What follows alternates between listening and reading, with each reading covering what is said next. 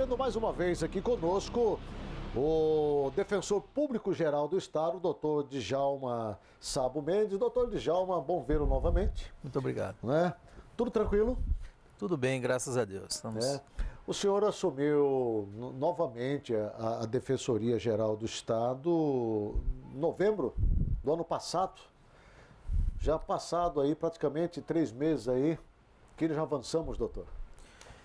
Na verdade, em novembro do ano passado, ocorreram as eleições. Sim.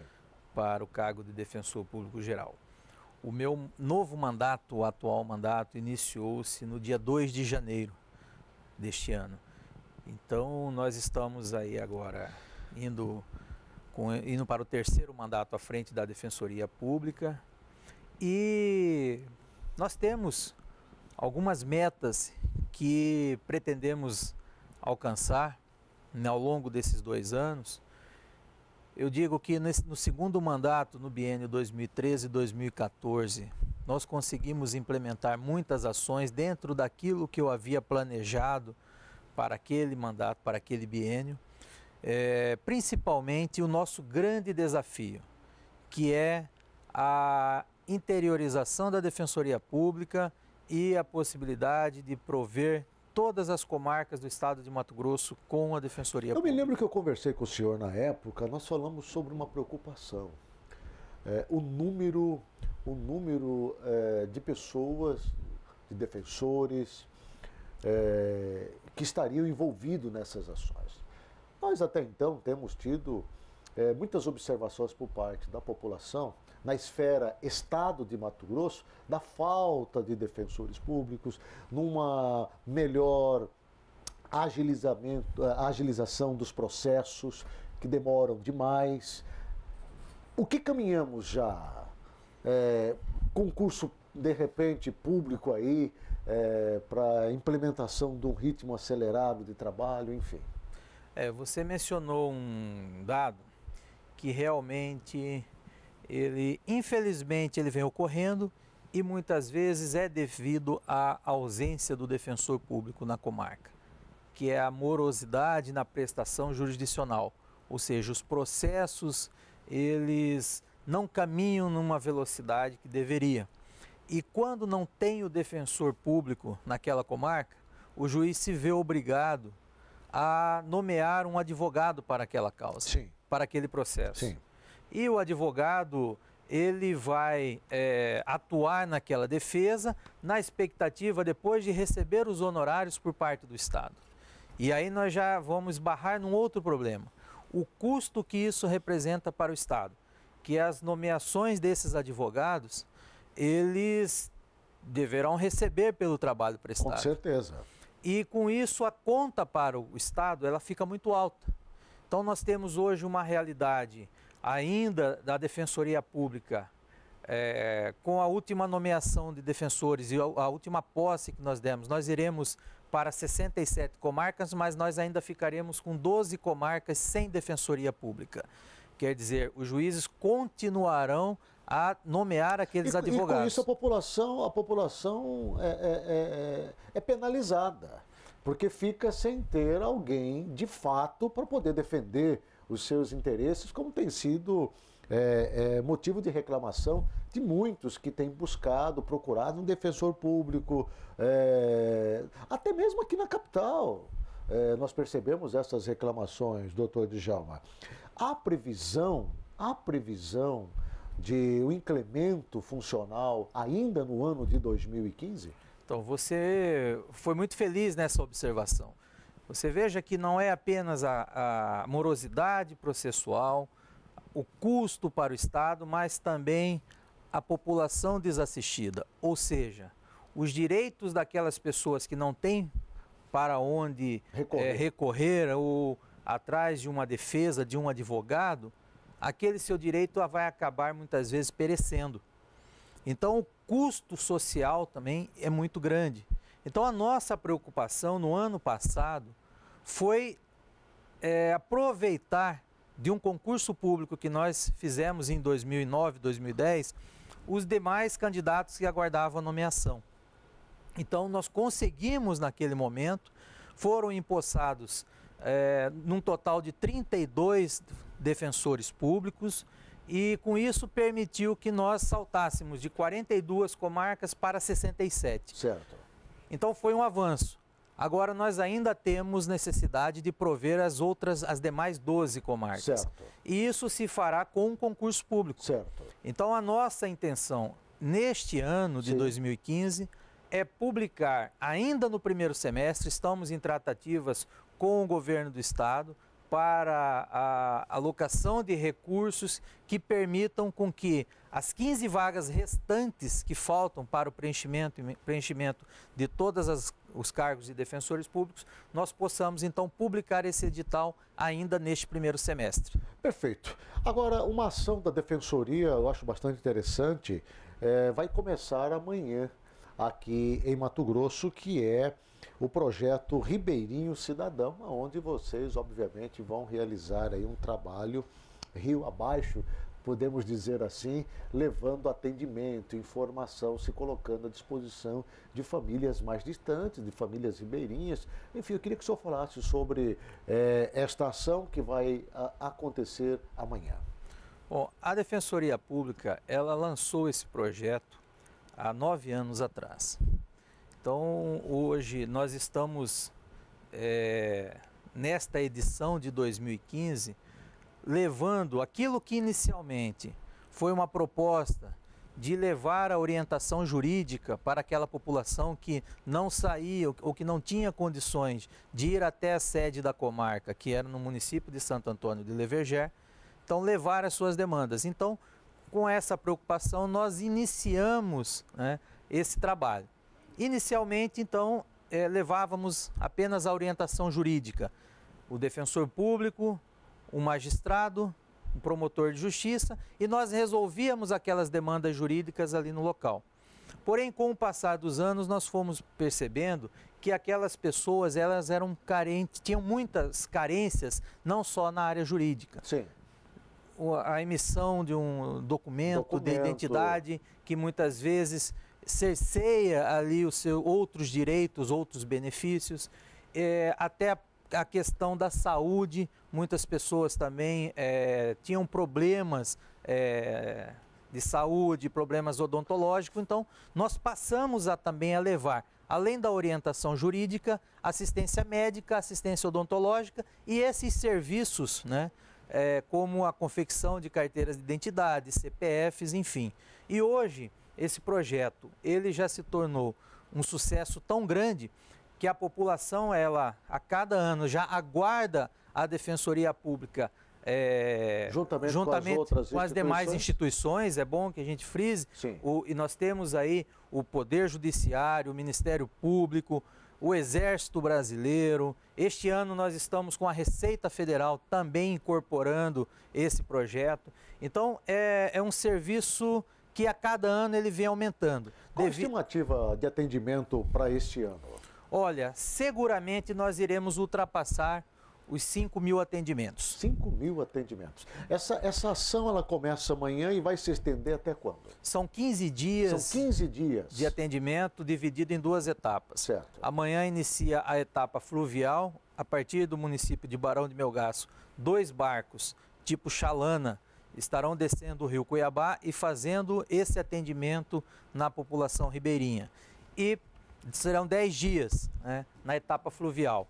E depois a etapa terrestre, então outras comunidades por via terrestre também receberão esse atendimento. Bom, com certeza a nossa equipe vai acompanhar, né, esse trabalho feito pela Defensoria. Eu tenho certeza que essas famílias que estão desassistidas, elas vão ser muito beneficiadas com o trabalho de vocês. Agora eu queria aproveitar, antes de me despedir aqui do senhor, doutor Djalma, nós mostramos agora há pouco situações em que famílias estão praticamente isoladas, em condições terríveis, nos seus respectivos lugares de moradia, esgoto invadindo casa, são ruas intransitáveis, são ações públicas que deveriam ter sido feitas e não foram.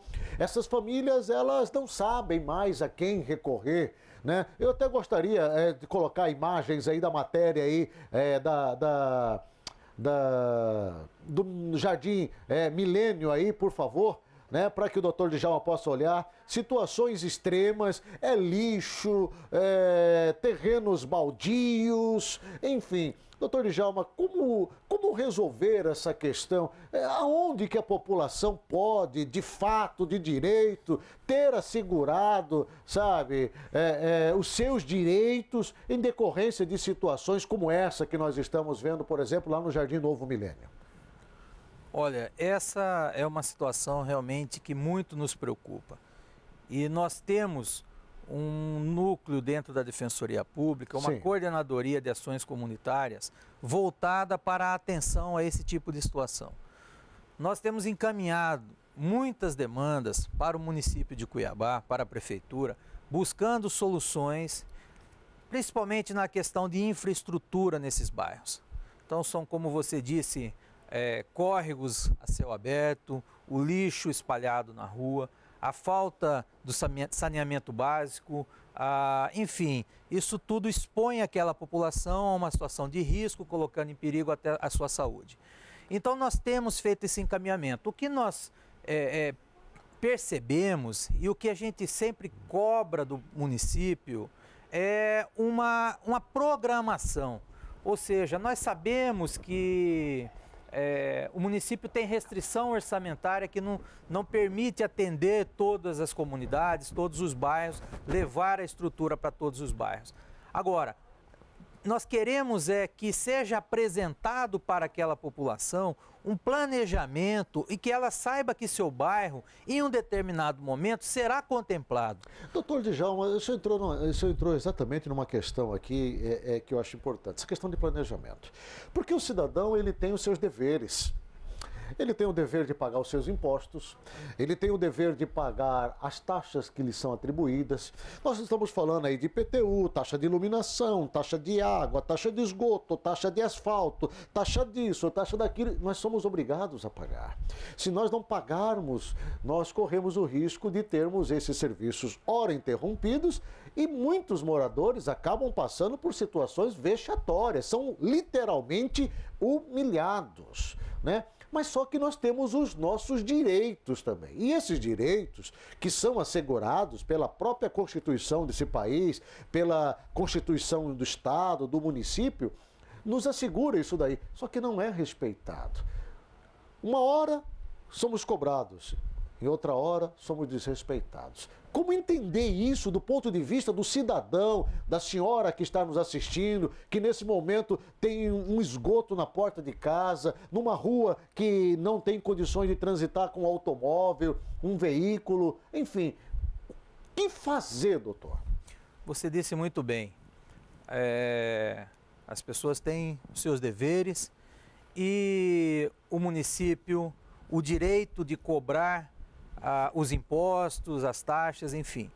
Agora, nós não podemos, diante de uma inadimplência por parte da população, ou o município argumentar dessa forma que o serviço não poderia ser oferecido em virtude dessa omissão do contribuinte, até porque o próprio município detém condições, né, de cobrar aquelas dívidas de natureza tributária. Agora, a população, e nós entendemos muito bem isso, já tivemos reunidos com o prefeito da capital, que as limitações orçamentárias não permitem que sejam realizadas todas as obras. Cuiabá enfrenta problemas muito graves nessa questão de infraestrutura e também a própria questão da regularização fundiária, que nós temos também muitos bairros que não são regularizados. Então, é uma bola de neve. Agora, esse problema tem que ser enfrentado e vem sendo. Agora, a população, ela precisa de ter, ela cobra uma transparência maior. E aí, quando a Defensoria Pública, ela é procurada e nós acionamos o poder público, principalmente o município, a prefeitura, é porque nós queremos que apresente para a população aquele planejamento. Isso, infelizmente, doutor Djalma, não tem acontecido. É claro que nós não estamos falando aqui só da prefeitura do município de Cuiabá, nós estamos falando do município do estado de Mato Grosso, porque o problema que ora acontece aqui, acontece em todos os municípios do estado, são 141 municípios que tem dentro dessas cidades famílias que perecem bastante. O senhor falou sobre essa questão de áreas, né? Áreas que são habitadas, áreas que são invadidas, que não são planejadas e que nem documento existe. Eu quero que o senhor acompanhe comigo essa matéria, porque nós mostramos semana passada uma invasão de uma área pública, de uma APP, uma área de preservação permanente, e que já está virando um verdadeiro loteamento lá, sem que a Procuradoria do município até então tenha tomado uma providência. Agora, olhe esta matéria, é mais uma invasão, ao que tudo indica, também em uma área de preservação permanente ambiental, que fica exatamente ao lado do residencial Milton Figueiredo, aqui em Cuiabá. Veja a matéria, eu mostro para você na tela. A equipe de reportagem do SBT Comunidade está nessa área verde aqui, ao lado do residencial Milton Figueiredo, na Emanuel Pinheiro. Segundo informações, esse conjunto habitacional já existe há cerca de 7 anos. E aqui existem cerca de 240 residências. Tanto é que essa área aqui, segundo informações, equivalente a 5 campos de futebol, está desabitada, com isso acumulando insetos, animais peçonhentos, inclusive muito mato. E preocupado com essa situação. E uma outra situação é que a maioria dos familiares dessas pessoas não tem onde morar. E por isso, nessa tarde, resolveram fazer essa invasão, entre aspas. Resolveram realmente ocupar esta área verde. Por aqui já foi passada patrol, inclusive várias pessoas estão com facões e foices na mão, desmatando. E segundo eles, vão permanecer sim aqui. Isso porque tem muitas pessoas que estão nesse movimento precisando de residência. Prova disso que aqui, esse senhor que aqui está, o nome dele é Francisco. Francisco, com relação a essa área verde aqui que vocês estão ocupando. Rapaz, o que nós queremos aqui é cada um ter a sua casa própria, sabe? Faz 10 anos que eu tento locar uma casa e nunca fui ganhar, e nunca fui contemplado. Eu já vi gente rico de carro novo na garagem ganhar essas casas igual essas aqui. E eu não tive uma até agora, sabe? Então agora a gente devia entrar nisso aqui e já veio polícia, mas aqui ainda não é casa de polícia, porque não correu sangue ainda, né? Nós queremos... Disse ainda por quê? Porque não correu. Nenhum amigo se machucou, nem com mato, tá? Então, uma coisa, atualmente o senhor reside onde? Eu moro no Jardim Florianópolis, pago R$800 de aluguel, tá? Onde eu toco uma pequena serralheria. Com relação à situação do senhor, então o senhor precisa da casa, fez inscrição até hoje essa casa, o senhor ainda não ganhou, por isso o senhor resolveu unir a demais pessoas que precisam, igual o senhor de uma casa, e resolveu aqui desmatar e tomar conta do pedaço. Com certeza, eu só quero o meu terreno, os outros dos companheiros. Aqui está a dona Naldira. Dona Naldira, também a situação da senhora é igual à do senhor Francisco? É igual sim, porque aqui é mato, né? Aqui tinha muito estrupo aqui, tinha muitas coisas ruins que acontecem aqui por causa dessa matagal que tem aqui. Então nós resolvemos entrar nesse mato aqui, porque nós precisamos de moradia e um teto para nossa cabeça, né? Porque o aluguel hoje em dia está caro e para quem tem filho e precisa sustentar ele de leite e ganhando um salário mínimo, aí não tem condições. Ou você invade, ou você mora embaixo da ponte. É a única solução que tem. E, senhor Francisco, com relação ao patrão que estava limpando aqui, onde vocês adquiriram o verbo para pagar a hora trabalhada? Nós fizemos cota, cada um com 10, com 5, e ainda precisa mais, porque nós vamos cortar mais aqui. Vocês vão insistir em ficar aqui? Com certeza. Até chegar a autoridade máxima, né? Não é polícia, porque aqui ninguém está brigando. E essa área aqui, vocês têm informação a quem pertence? Olha, é da prefeitura, tá vendo aí, ó. Se fosse área verde, não tinha feito esse regaço, tirado tudo o cascaio, né? Conversar com outro morador aqui, qual que é o seu nome? Marcos. Marcos, com relação a essa atitude de vocês aqui e invadir essa área, digamos assim. Muitas das vezes por falta de moradia mesmo, né? Nós não temos moradia para morar, pagamos aluguel caro, certo? E essa área aqui, como já foi dito antigamente, já era para ter construído uma escola, uma creche, um posto de saúde e até hoje, né, o poder público não está nem aí para nós. Então a gente está vindo aqui, estamos repartindo os lotes aqui, certo? Entre nós, para a gente poder fazer aqui cada um a sua casa, a sua residência e ficar morando por aqui mesmo, até Deus quiser, certo? Fica então o registro da invasão dessa área que vale a 5 campos de futebol. Fica aqui na Emanuel Pinheiro, próximo ao residencial Milton Figueiredo. O Inácio Sebastião Alves, Éder Pereira para o programa SBT Comunidade.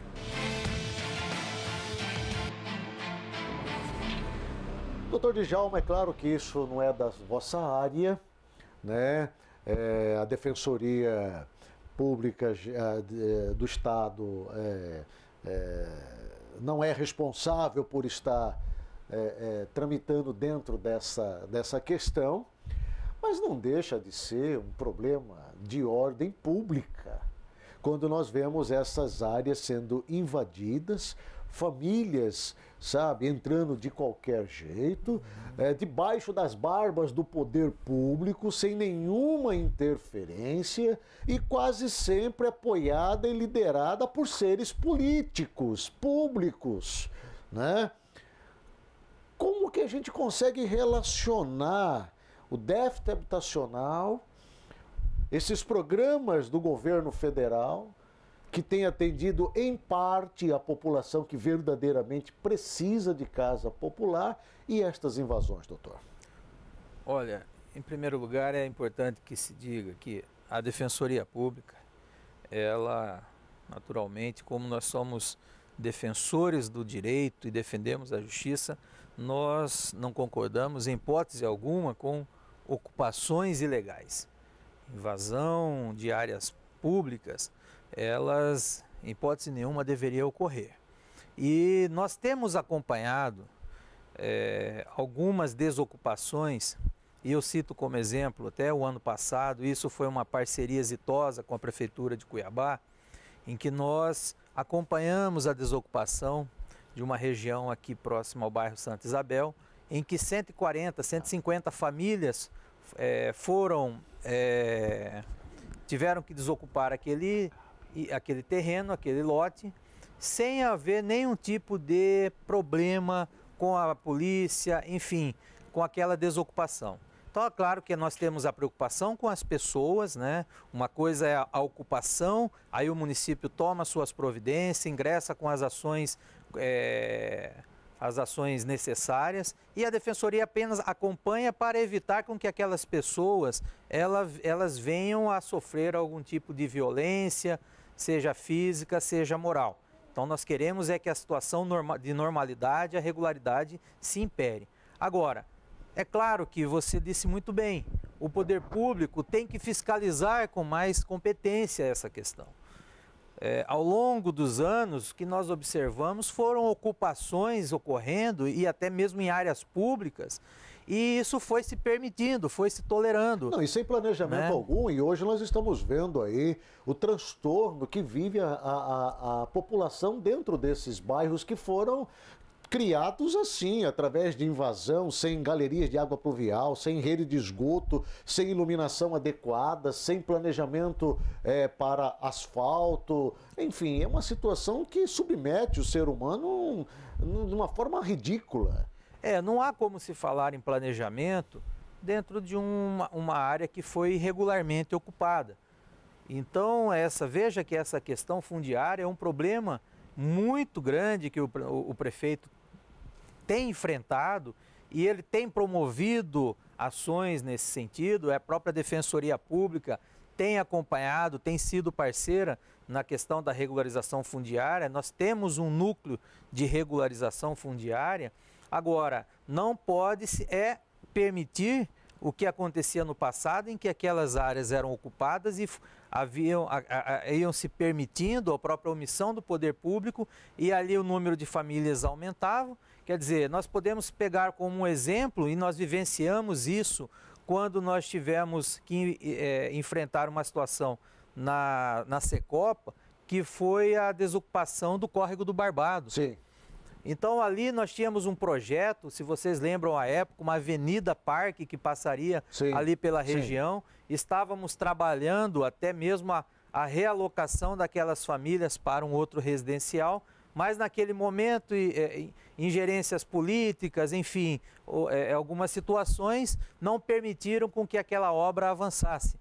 Então, mas nós também entendíamos o lado daquelas famílias que estavam ali há 20, 30 anos, né, mas vivendo sem condições nenhuma.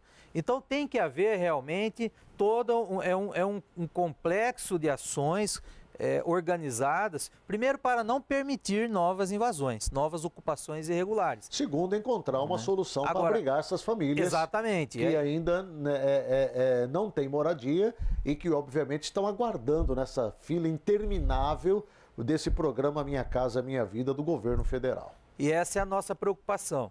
Nós, a Defensoria Pública, através do Núcleo de Regularização Fundiária, temos várias ações em ocupações já consolidadas pelo tempo, há mais de 20, 30 anos, e nós estamos buscando, até juntamente com os proprietários, resolver essa questão, porque são bairros hoje que já tem toda uma estrutura funcionando. Agora, nós temos que estabelecer um marco, ou seja, que deste momento que essas ocupações não venham a ocorrer. Então o município tem que agir com rigor, com presteza, e a Defensoria Pública, é claro que ela irá acompanhar, até porque é nosso papel, levar a orientação jurídica para qualquer pessoa que encaixe naquele perfil do nosso assistido. Então, até para salvaguardar os seus direitos, seja o direito à sua integridade física, moral e até mesmo o direito à moradia. Certo. Só para a gente encerrar essa entrevista, doutor Djalma, eu quero aproveitar o senhor aqui.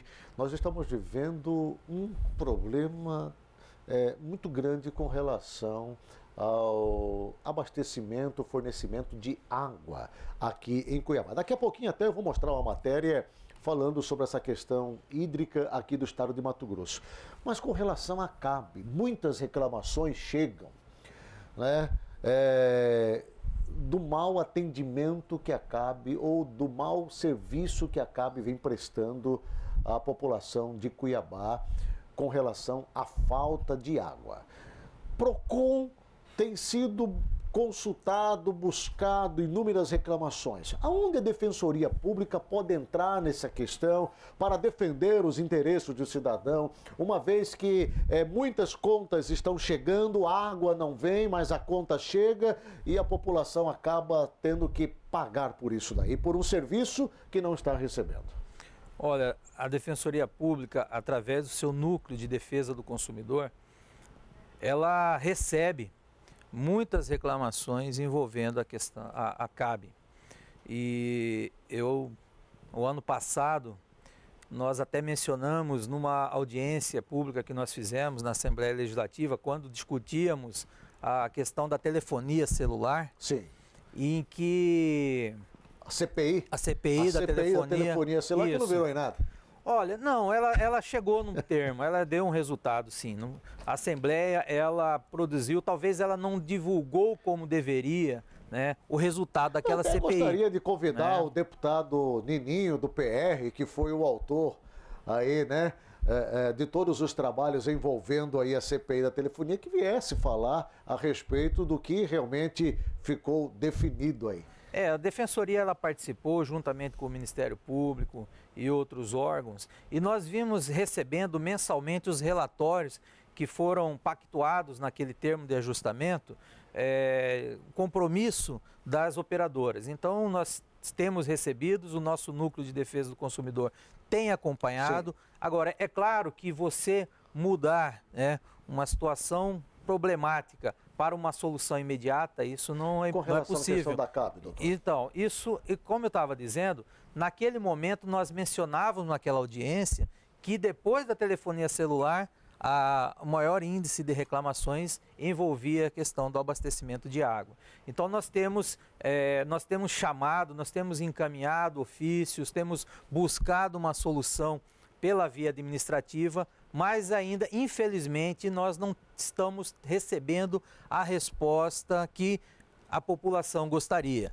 Então nós precisamos, irei reunir com os defensores públicos de defesa do consumidor para que nós possamos, então, definir uma segunda forma de agir nesse caso. porque pela via administrativa realmente nós temos enfrentado dificuldades. É fato realmente que a população ela tem nos procurado e essa demanda aumenta. Sim. Então, se for o caso, até mesmo de ingressarmos com as medidas judiciais cabíveis. Perfeito. Eu acho que é o que está faltando lá, uma vez que nem a Prefeitura, a Procuradoria do município, nem a Câmara Municipal consegue sequer receber um documento, um relatório da CAB. Doutor Djalma Sabo Mendes, obrigado pela sua presença aqui mais uma vez. Eu espero sucesso nesse trabalho que vai ser iniciado amanhã junto aos nossos ribeirinhos e população de um modo geral. Muito obrigado, viu?